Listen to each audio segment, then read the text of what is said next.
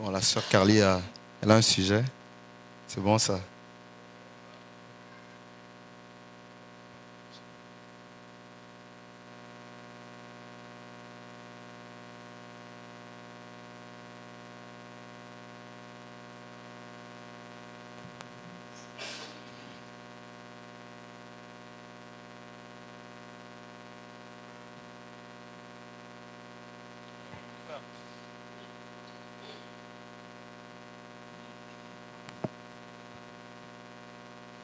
Allô?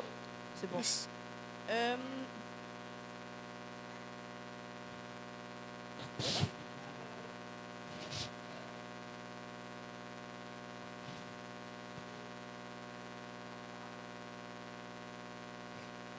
Allô, allô? Allô, allô, allô? C'est bon? Yes, on entend. Ok. 2 Corinthiens, chapitre 11, verset 14. 2 Corinthiens. Chapitre 11, verset 14. Alléluia.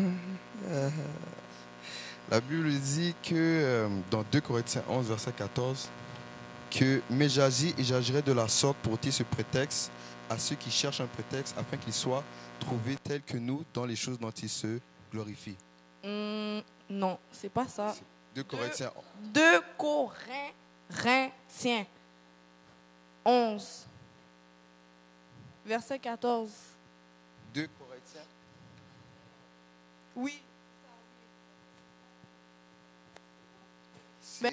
Et cela n'est pas étonnant puisque Satan lui-même se déguise en ange de lumière. C'est bien Oui, c'est celui-là? exactement ça, oui. Ok. Donc, en fait, ma question, c'est, donc, Dieu permet à Satan de se déguiser pour nous mélanger?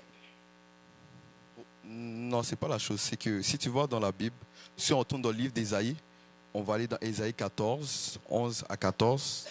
Peux-tu y aller?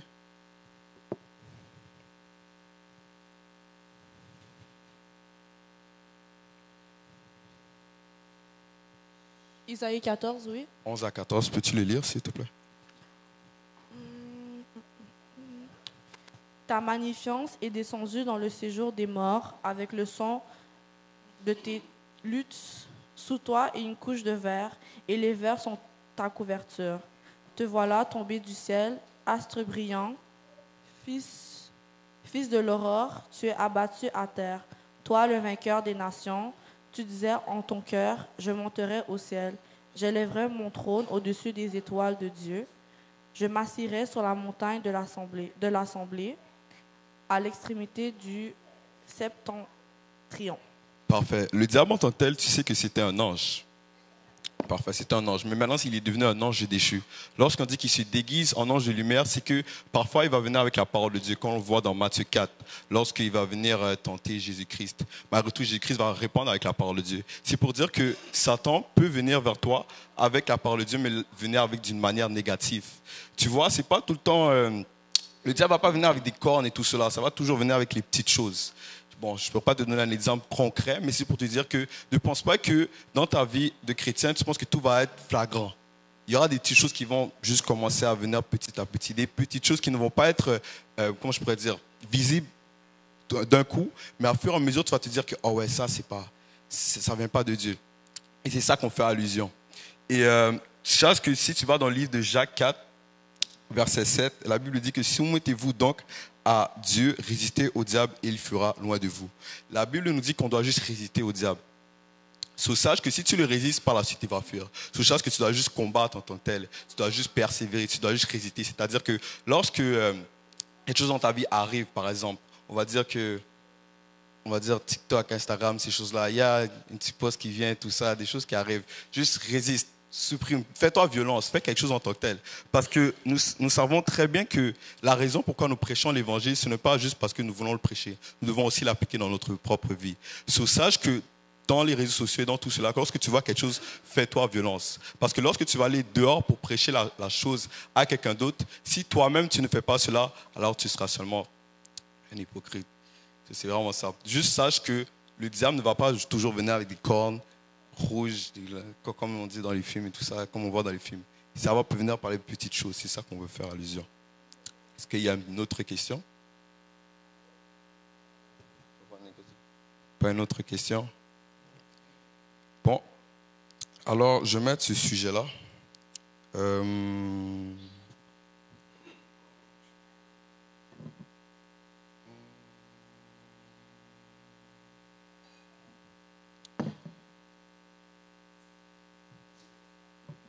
question? Est-ce que le micro est là?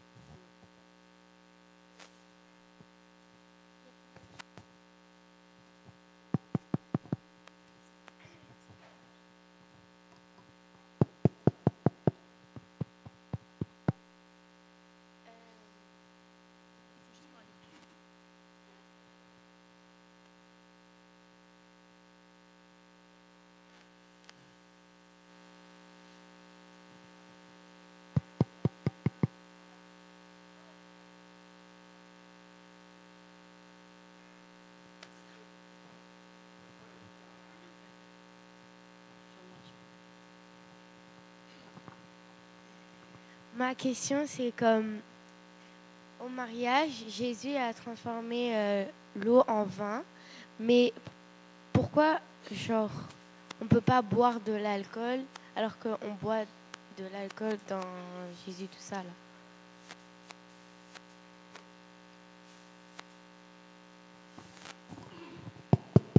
Est-ce que quelqu'un veut répondre à propos de ça ou je vais juste répondre directement?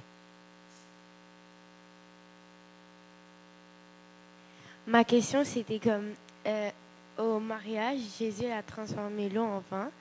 Moi, je n'ai pas compris parce que comme on n'a pas le droit de boire de l'alcool dans la Bible, tout ça, donc je comprends pas pourquoi. Est-ce que quelqu'un veut répondre à ça ou aller direct?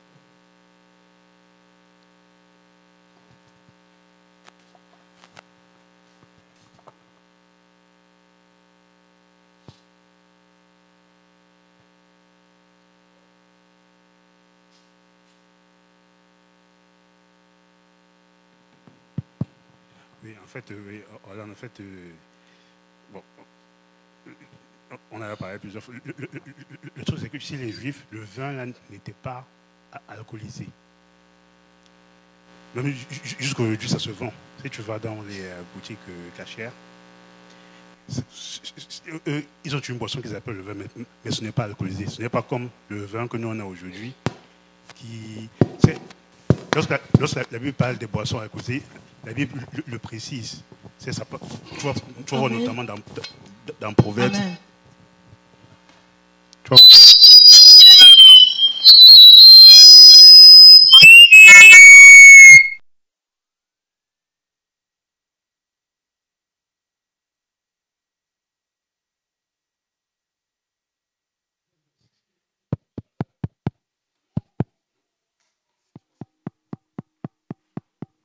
allô, vous m'entendez?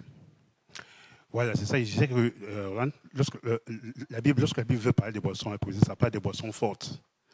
Notamment dans Ésaïe 5, je crois, ça dit malheur à ceux qui sont braves.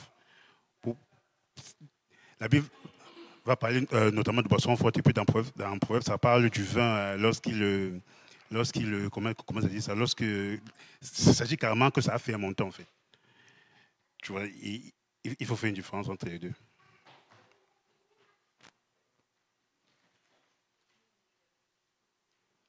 Voilà.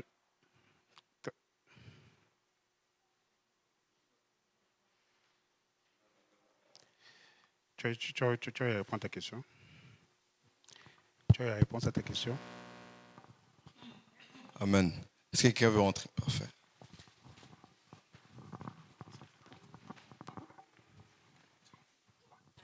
Moi, c'est. Allô? Moi, c'est pas pour la question de Orlan, mais pour la question de Carly. quand elle a dit par rapport à l'ange de lumière, je voyais le verset aussi dans Matthieu 24, 24, qu'on dit que beaucoup de faux Christ et prophètes s'élèveront et feront des grands prodiges et miracles en son nom. Je le voyais aussi comme réponse aussi Amen. des gens qui vont faire des choses, mais c'est par une couverture, mais au fond, c'est pas ça. C'est par une couverture. Pas une couverture, mais ils vont parler de Christ. Tu sais, beaucoup de gens peuvent parler en son nom, mais c'est pas tous qui vont être comme dans la vérité ou et tout ça.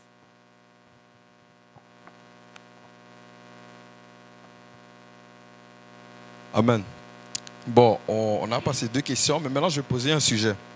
Tu vois, j'ai besoin de conseils et tout ça. Parce qu'en tant que chrétien... Oh, tu as une question? Juste après ça, après tu vas poser la question. Parfait. Je vais poser une question à chacun d'entre vous. Parce que j'ai besoin qu'on se réveille un peu, les gens. Personne parle. Elle a ouvert les gros yeux.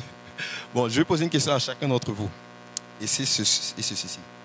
Comment vous faites pour lutter contre la procrastination? Oh, oui, oui. On va faire un tour de table. Il faut parler. Sœur Sarah, oui, tu as le micro, commence. Commence, ma sœur.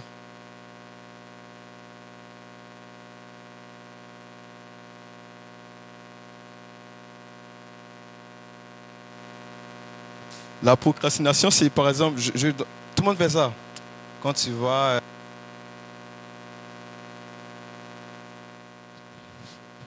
Quand tu as quelque chose à faire, mais tu vas rester...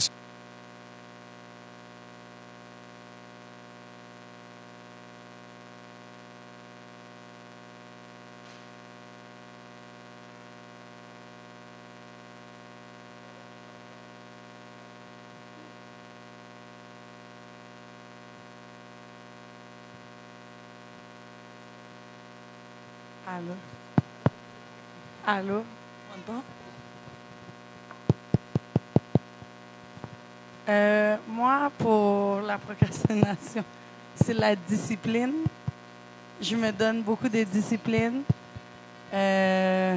Par exemple, oui, j'aime être sur mon téléphone, mais j'essaie quand même de me dire en 24 heures, je pense que je peux quand même donner 1 heure à Dieu. Donc, j'essaie soit de diviser le 1 heure en 20 minutes ou je le fais d'un coup, mais c'est sûr que je me mets des disciplines comme le matin, c'est important de prier, le soir et dans la journée un peu.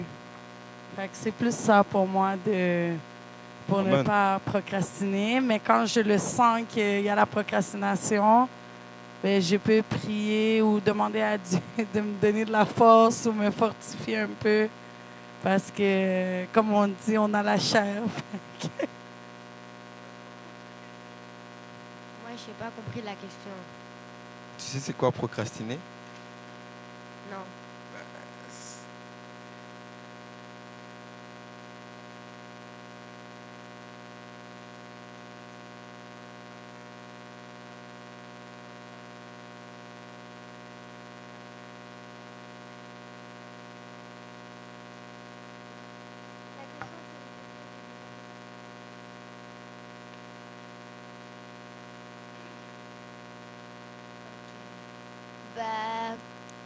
Il y a un certain moment où je me mets des limites. Comme parfois, ma mère me dit lis la Bible un peu, ça te fera du bien, nanana. Ou quand j'arrive dans des moments tristes, j'essaye de passer avec ma tablette, mais je me dis mais pourquoi tu fais passer ta tristesse avec ta tablette alors que tu as la Bible qui te fait passer ta tristesse et tout. Du coup, je la lis et ça passe mieux que la tablette. C'est ça. En gros, quand j'ai un moment de tristesse ou que je veux pas faire quelque chose, je me mets des certaines limites pour pas faire ça, comme pour faire le devoir. Mais parfois je peux lire la Bible, parfois je ne peux pas. Mais je me concentre plus sur mes études.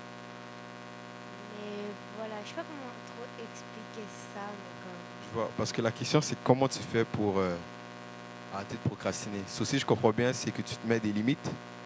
Tu te mets des limites, puis après, à un moment, Ouais. ça veut dire que tu ne procrastines jamais.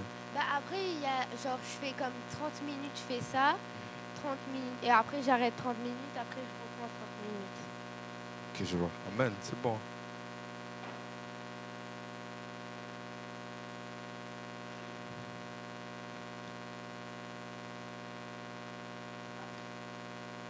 Comment je fais pour Oui, arrêter de procrastiner. arrêter de procrastiner?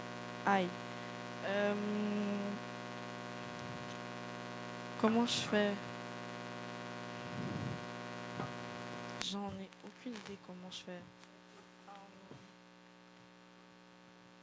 Alléluia. Bon, alléluia. Amen. Mais dans quel sens? Dans la vie de tous les jours ou pour l'école? Oui, oui, dans la vie de tous ma les relation jours. avec Dieu? Parce que tout le monde ici a déjà procrastiné. Je ne vais pas demander de lever les mains.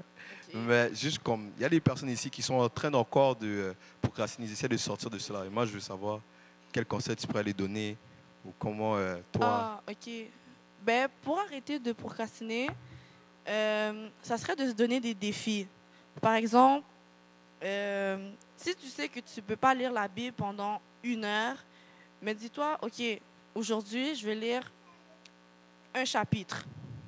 Après, demain, un autre chapitre. Mais tout va y aller avec le temps, ok? Puis comme moi, avec les études, c'est chaud.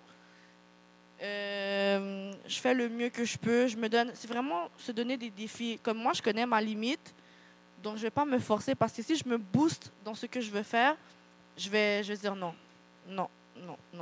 So, je pense que c'est ça. Se donner des défis. Se donner des défis. Parfait. Amen. Voilà la sœur Jacqueline.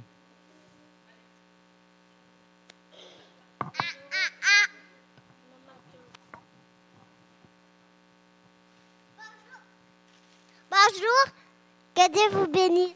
Amen. Midi la macaille. Ok, c'est bon. Bravo. Bravo. Comment je fais pour ne pas procrastiner? Juste parler dans le micro. Bonjour.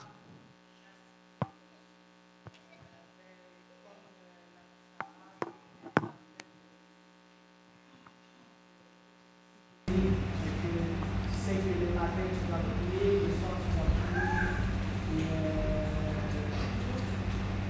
Donc il faut aussi respecter son temps. Tu as un chronomètre peut-être dans ton téléphone, tu te dis j'ai 10 minutes, je mets 10 minutes je passe sur mon téléphone, après ça 10 minutes je me concentre, 30 minutes. Tu te vois aussi, il faut pas aussi que tu te vois un peu trop loin, il ne faut pas que tu te mets aussi trop sur les épaules, il faut que tu te connectes aussi. Donc si tu te connectes, moi je vais faire 10 minutes de laisser aller, puis après ça je vais me concentrer, après ça un autre 10 minutes de laisser aller, je vais faire parce que sinon, pendant tes études, tu vas arrêter, tu vas procrastiner. Il faut vraiment que tu saches comment calculer son temps. Et je vois, amen. Sans parler, je veux que les frères et sœurs,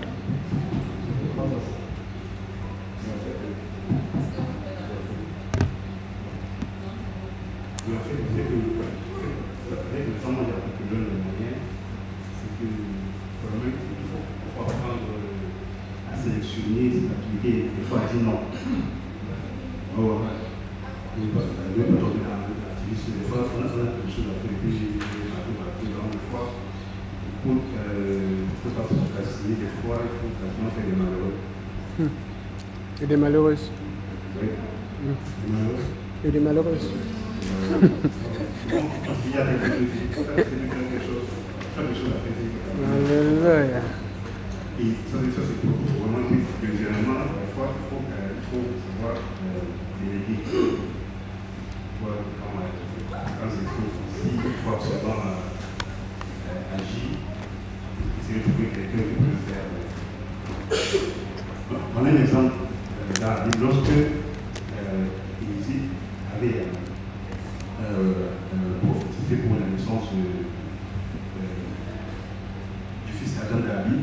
fait, le fils est décédé. Ensuite, lorsque il a appris que le fils est décédé, il a envoyé son serviteur. Donc, pour le expliquer, il a dit à son serviteur de ne pas la personne. Donc, quand son serviteur m'a dit, si tu fais aujourd'hui, il n'y a pas de temps. Parce que si ça a été comme ça, il faut me poser des questions, savoir la famille, quel est mon temps, savoir. Pendant ce temps, le fils, il marchait, il avait le temps de personne, il disait et évidemment, avec une telle attitude, c'est ce que les gens ont trouvé bizarre. Là, je me disais qu'il marchait.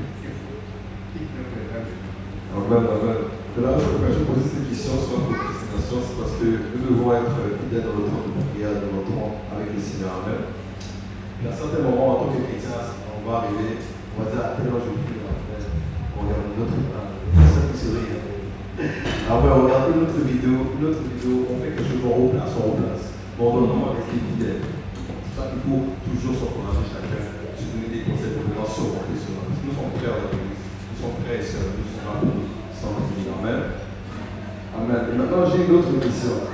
Maintenant, pour les personnes que vous voyez quand vous arrivez dans votre relation avec le Seigneur, vous avancez avec le Seigneur, il y a un moment là, vous commencez à vous souvenir, vous commencez à avoir des pensées, comment la vie avant.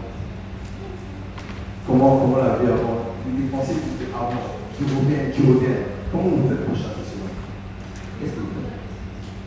Lorsque vous avez des pensées rétrogrades, lorsque vous pensez à ce que vous avez fait dans le passé, ça revient. Parce qu'il y a des fois, tu vas marcher tranquillement, tu as un souvenir de c'était au club, tel souvenir qui passe. Comment tu fais pour affronter cela? Parce que lorsque ça revient à fur et à mesure, ça va commencer à vouloir regarder en arrière. Ça va vouloir commencer à regarder en Égypte, à revenir en arrière. Et moi, ma question, c'est comment vous faites pour affronter cela? Qu'est-ce que vous faites? Lorsque vous avez ces pensées, est-ce que vous restez là, vous avez ces pensées, restez stable, ou est-ce que vous arrivez? Il est vraiment.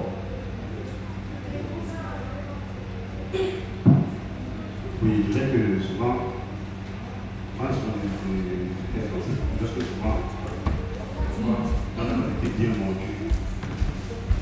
C'est comme si.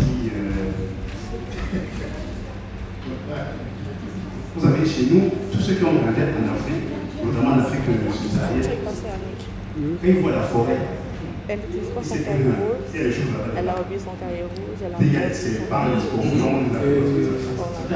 rouge. Paul. Elle a son cahier. On va s'appeler. On va la parler. Et puis on va faire le rapport. La première fois, elle a dit maman, moi c'est bon, après, ce que je dis, c'est que je donne parce que comme vous avez fréquenté des lieux, des temps de club et tout ça, et régulièrement tu assistes au bagarre, tu assistes. Lorsque tu connais les conséquences de tout ça, c'est que moi, récemment, tu vas aller faire la bagarre des tapis, on va crever ton œil, tout ça. Tu vas m'amener le temps de faire parce que il y a ce qui dit, Paul disait que rien ne peut séparer la vie. Je vois que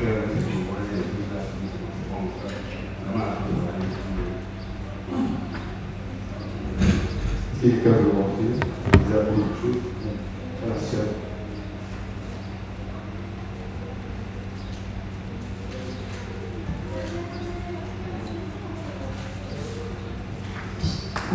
Bonsoir. Bonsoir. Ma question est de savoir comment est-ce qu'on fait pour plus se tourner en arrière et chasser les mauvais souvenirs, c'est ça? Voilà. Pour moi, lorsque une repentance a été sincère et vraie, les mauvais souvenirs ne sont que soufflés par le diable. C'est lui qui souffle les mauvais souvenirs et te fait croire que, en fait, ce que tu as vécu dans le passé n'a pas réellement, le pardon n'a pas été effectif. Donc du coup, de temps en temps, il y a un peu de ça a bien de poser ça en moi.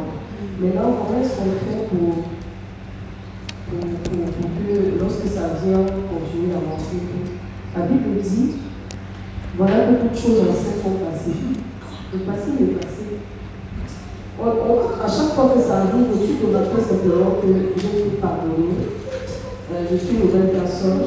Et ce que le diable essaie de faire, c'est de poser une alcool de culpabilité qui va t'empêcher de croire que tu as été pardonné et que voilà, tu es quelqu'un de nouveau, tu es une nouvelle personne. Donc, rester positif. Et en moi, savoir quelque chose, c'est que le diable, il joue un très mauvais rôle en fait. C'est pas Dieu qui te rappelle tout ce qui t'est arrivé dans le passé, une fois que tu es pardonné, dans la vie en fait. C'est lui qui te rappelle ça tout le temps, tu ne peux pas viser tout le monde, en fait. Donc voilà pourquoi je voudrais contribuer comme on pense à cette question. Je ne sais pas si ça plaît. C'est bien, c'est bien. Je peux dire des choses. Je vais dire, pour répondre à ta question, une chose que Dieu fait est bon. Donc, si tu enlèves le corps, ça veut dire qu'il a le meilleur plan. Donc, il faut juste continuer à avancer, pas le mal.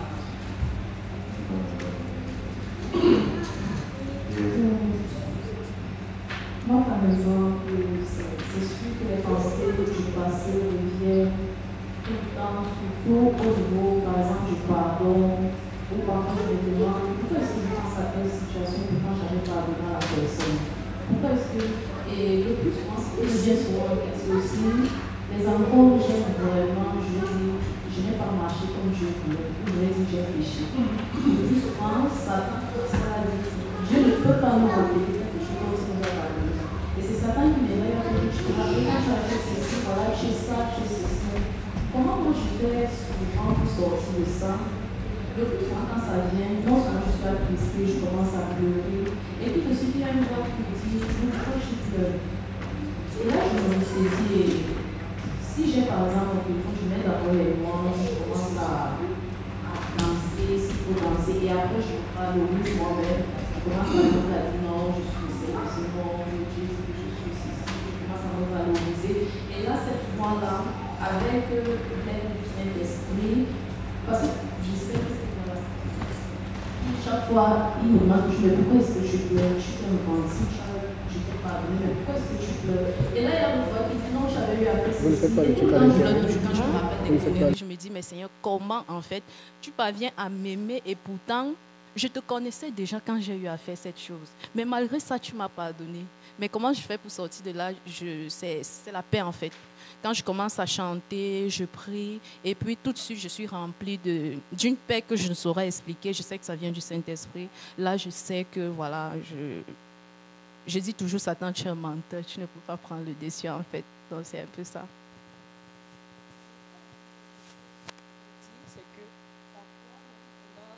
Parfois même, oui, on est passé à autre chose, mais simplement, les conséquences de ce qu'on a fait dans le passé. Je veux prendre un exemple.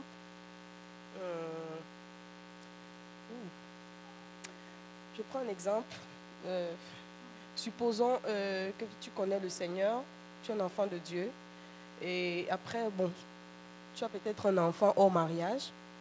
En fait, quand tu vois l'enfant, ces idées reviennent dans ta tête. Tu as déjà été pardonné. Ce sont justement certaines conséquences qui viennent souvent nous rappeler que tu as péché et tout ça. Donc, c'est ça. Et en fait, quand à un moment on se dit non, je suis pardonné, je suis une nouvelle personne et tout, et ça passe.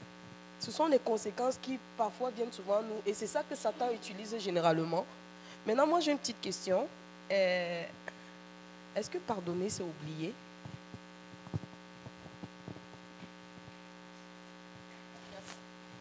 Oui. Ok, on va battre des mains pour Vandrit, merci. Okay. Je vais reprendre la question. Je vais reprendre la question et puis on va passer aux annonces parce que le temps avance. Amen. Bon, ça c'est une bonne question. Pardonner, c'est oublier, oui. Parce que la Bible dit qu'il oublie nos péchés dans la mer de l'oubli. Amen. Maintenant, quand on va au ciel, il y a des choses qu'on va se rappeler. Mais on va se rappeler aussi qu'on ne va plus aller en enfer. Amen. Donc on va se dire, donc quand Dieu m'a dit de changer, j'ai changé. J'ai vraiment changé. Et ça, c'est vraiment bon parce que Sœur Bibiane va vous dire, et Sœur Yolande, quand on revenait du voyage à Bathurst, on a parlé de ce sujet dans la voiture. Et bon, des fois là, il faut que je sorte des sujets qui ne sont pas supposés être sortis. Mais la clé, c'est ceci. Comment est-ce que Dieu t'a touché? La Bible dit que si quelqu'un est en Christ, il est une nouvelle créature. Quel que soit ton passé, c'est Dieu qui va faire ton futur. Amen. Je donne un exemple. Une madame, ça c'est une histoire vraie. Une dame qui était sur le point de se suicider parce qu'elle avait eu plusieurs enfants de plusieurs hommes différents, elle était découragée. Elle avait fait des choses en plaide pour arranger sa maison et puis faire louer avec quelqu'un. Et puis elle devait aller se suicider. Mais ça a donné que c'est une sœur de notre église qui est venue pour louer et qui lui a parlé, viens à l'église. Et la sœur, sous l'onction du Saint-Esprit, lui a dit, qu'est-ce que tu as à perdre? Elle a dit, oui, c'est vrai, puisque je vais me suicider, qu'est-ce que j'ai à perdre? Elle est partie à l'église. Ce jour, elle a été baptisée, elle a reçu le don du Saint-Esprit et n'a plus jamais abandonné l'église. Mais le problème, c'est que par la suite, elle s'est remariée. Par la suite, son témoignage a changé. Mais on a des gens qui ont des témoignages comme elle, qui n'ont pas eu la même finalité, parce que ça dépend de comment tu as reçu Christ. C'est pour ça qu'on dit il faut recevoir Christ. Un terme qui n'est pas dans la Bible, bien sûr, mais quelle est l'onction que Dieu met en toi? Ça dépend du sacrifice, de ce que tu es prêt à donner. Pour ceux qui le savent, je ne le cache pas, je suis divorcé.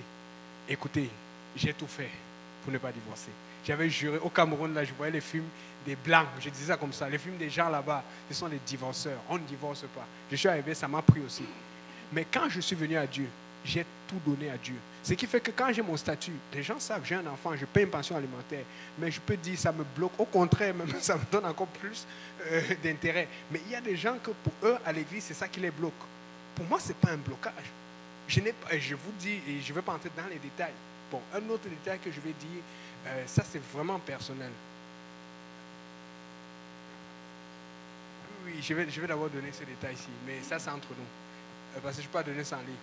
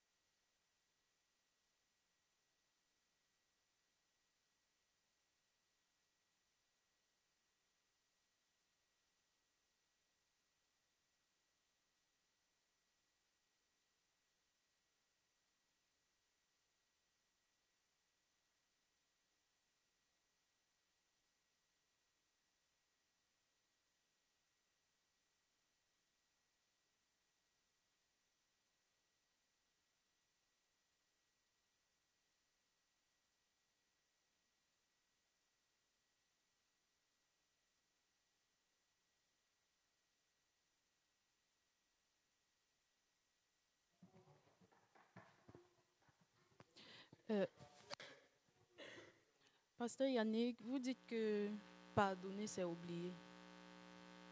Qui oublie le sujet dans moi ou Dieu? Bon, je suppose que c'est moi, vous parlez de moi. Oui, en fait. tu demandes à Dieu de te donner la force. Parce que les souvenirs vont venir, mais je ne veux plus que ça m'affecte. Si les souvenirs t'affectent, c'est qu'il y a un problème. Justement. Ça veut Parce dire que qu'on dit la puissance du Saint-Esprit. Ça veut dire que Dieu n'a pas été capable d'enlever. Et des fois, Dieu n'enlève pas parce qu'on a retenu quelque chose. Vas-y.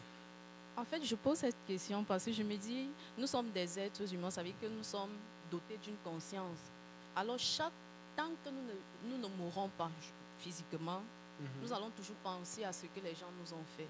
Mais maintenant, c'est l'attitude qu'on affiche lorsqu'on pense à cela. C'est ça maintenant qui va caractériser le fait que si tu as pardonné ou pas.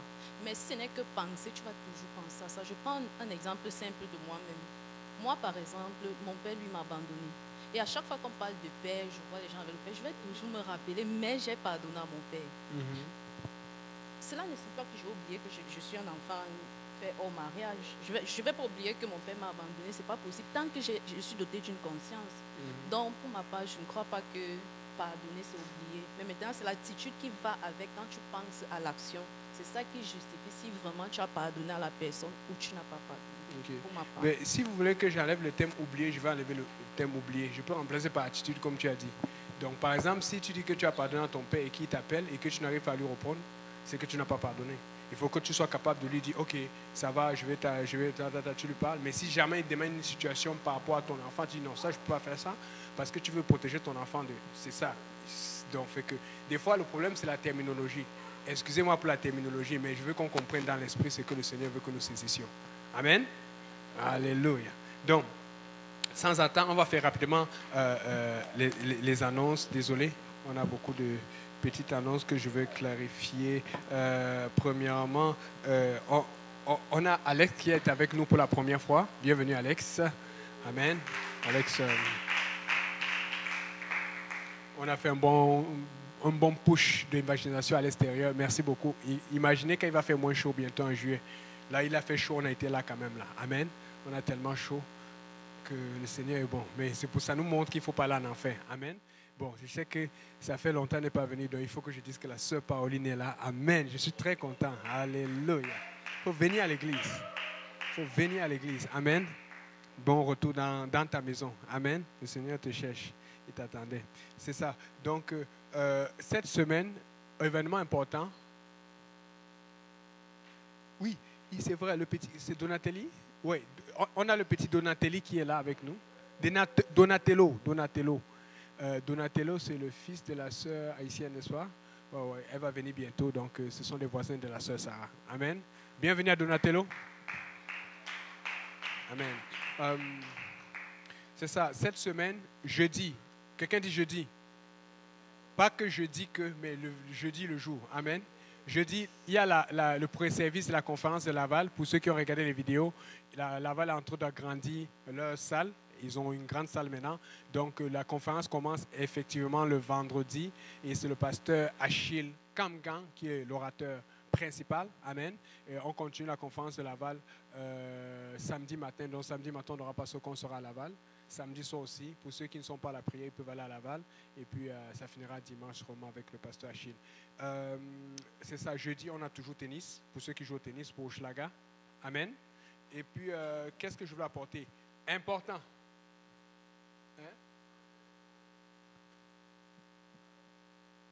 C'est vrai, après le tennis, on va chez la sœur Bibiane. Amen. Donc, on va faire ça rapidement. Le tennis va commencer à 18h30, contrairement à 19h, parce qu'on veut arriver tôt chez la sœur Bibiane. Vous savez, quand on arrive là-bas, il y a souvent des bonnes choses. Amen. Et puis, on veut passer du temps avec sa maman, souhaiter les meilleurs vœux, plein de choses. Amen. Donc, il va y avoir du mangement et du mangement spirituel. Chez la sœur Bibiane, spécialement, les sœurs. Vous voyez le sujet dont on va parler là, non? J'ai un autre sujet que je vais apporter. Et il n'y aura pas de caméra. Ce sera direct. Amen. Dernièrement, le Seigneur m'a donné beaucoup de trucs à partager entre nous. Amen. Parce qu'on veut grandir au Schlaga, mais il y a aussi des défis que nous avons. Et des fois, comment est-ce que tu fais pour grandir alors que tu as des défis? Tu as tel besoin, tu as telle attente, mais on va parler de tout ça. Amen. Donc, soyez là chez la sœur Bibiane, ça va être chaud. Autre chose, le 1er juillet, mardi dans une semaine, sœur Pauline, mardi dans une semaine, on n'est pas ici. Donc, si tu es venu mardi, tu n'allais pas nous trouver. Parce qu'on a ce qu'on appelle l'école de disciples chaque année. C'est une fois par année. Donc, ça commence mardi prochain. Donc, mardi, dans une semaine, nous sommes tous à Saint-Laurent. Amen. Avec le rabbin David Segel. Donc, mardi, si quelqu'un vient ici, là, s'il veut prier, qu'il prie, mais qu'il vienne à Saint-Laurent. L'autre chose, bon, écoutez, ayez pitié de nous. Je vous avais parlé qu'on avait un match de soccer avec les jeunes. Ils nous ont... Ouais, on était contents. Ils nous ont battus 5-0. Écoutez, on était désorganisés. Les frères, il y a des frères qu'on a dit qu'il faut qu'ils fassent le sport. Ils sont venus, on leur a dit qu'il fait chaud. Déjà, il fait chaud, c'est difficile. Les jeunes sont en forme, donc il faut courir. Donc, il y en a qui n'étaient pas capables. Donc, les jeunes on s'est mieux débrouillé à la seconde mi-temps. On a pris juste un but, mais le premier mi-temps, on n'a pas. Donc, on va avoir notre revanche. Amen. Ayez confiance à nous. On veut juste parler à tous les papas, les jipéniels, qu'il faut être en forme parce que là,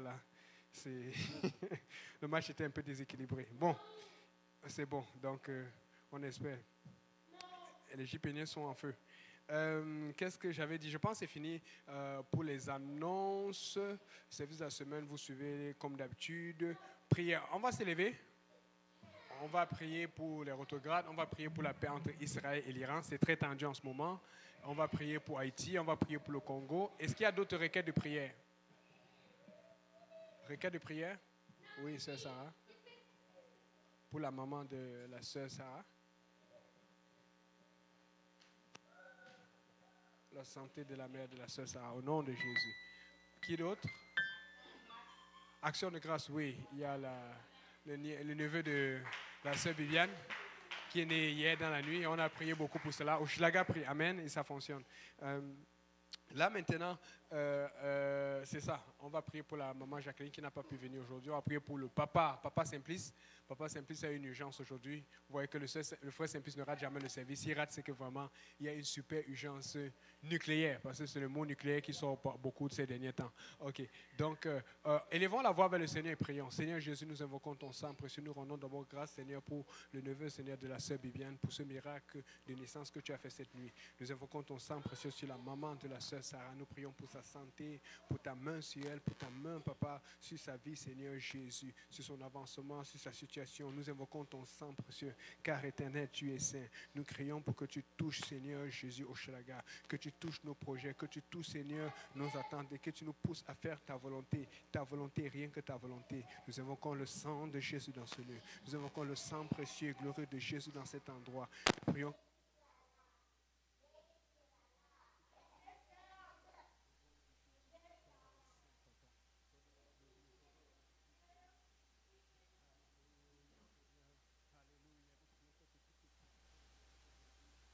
Nous, au nom précieux, au nom glorieux et au nom tout puissant de Jésus. Au nom de Jésus.